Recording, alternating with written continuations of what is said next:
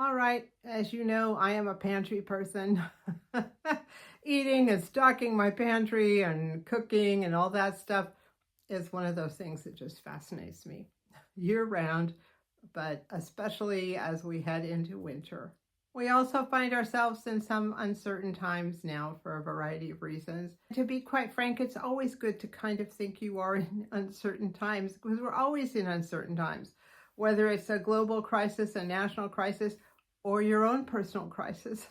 I probably have used my pantry and what I have in there most heavily when I have been sick and I have not been able to leave the house because I've been sick for an extended period of time.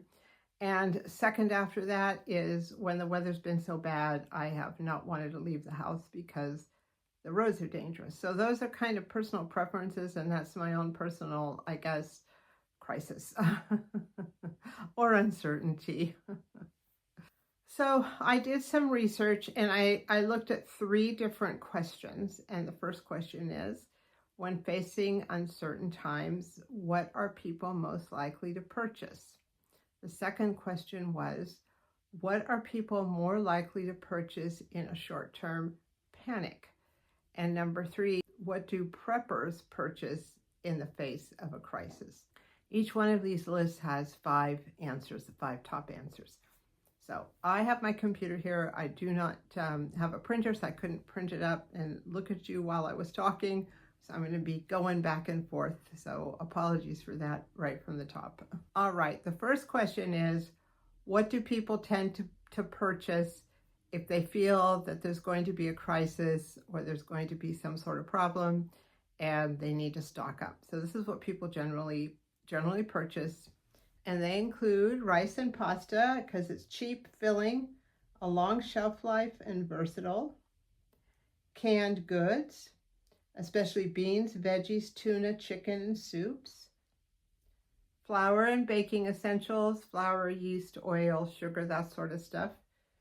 And it says here, people tend to cook more from scratch when supply chains are uncertain. And I certainly saw that during COVID. It was hard to get certain supplies, baking supplies. I bake all the time. But for some people, they were baking for the first time and there was kind of a run for it. So I certainly saw that happening.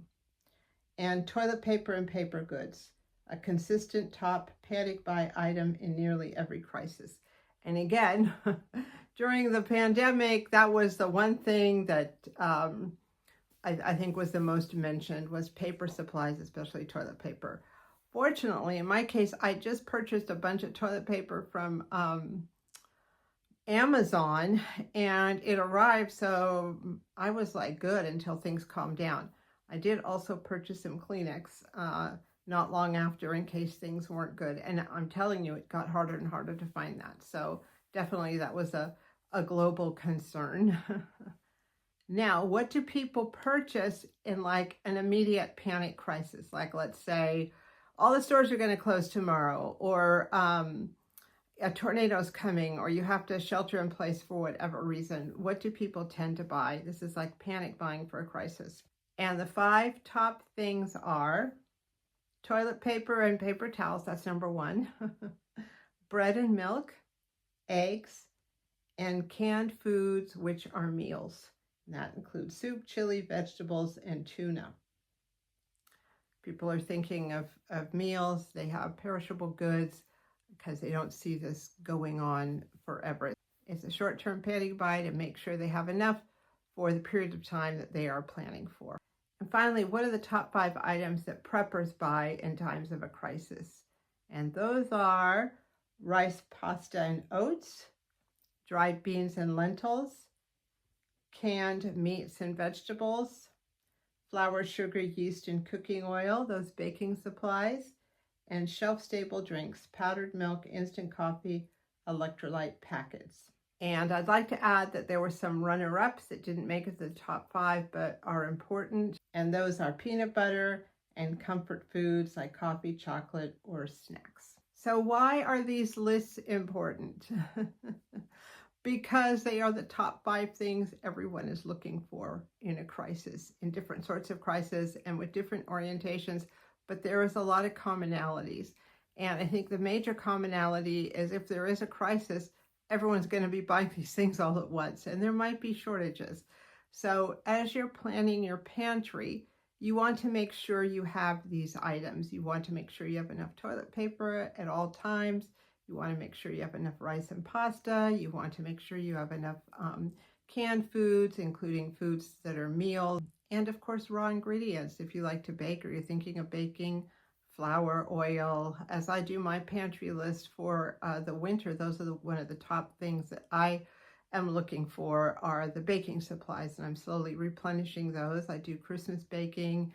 I like to make my own things. I make my own pizza dough. I make bread from time to time. I make freezer waffles. I take garden produce and make quick breads out of them. So having flour and yeast and all that sort of stuff around the house is important, and I never let it run out. I also don't let tuna run out. I don't let peanut butter run out.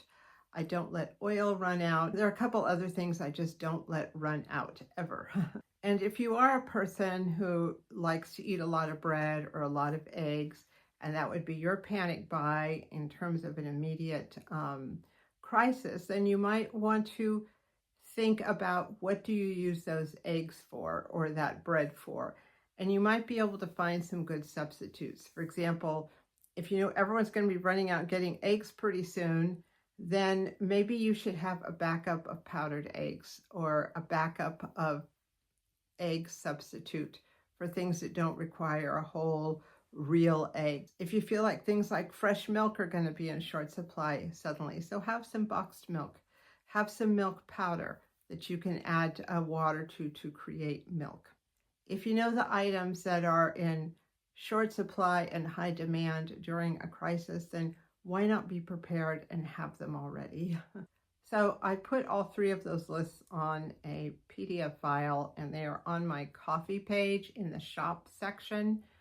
They are free, and I think you should be able to download them without having to sign in. I did everything I could to make sure they were freely available, but it definitely is something to add to your arsenal when you are planning your pantry. There are other lists in there too, all sorts of shelf-stable lists on fruits and vegetables, on sandwich spreads, on baking supplies. There's lots and lots of lists there, checklists. I made them for me to start out with, but I've made them for you too, because I want things to be well-rounded, not just for myself, but if I end up with other people here or something happens, I always have everything I need, at least the basic.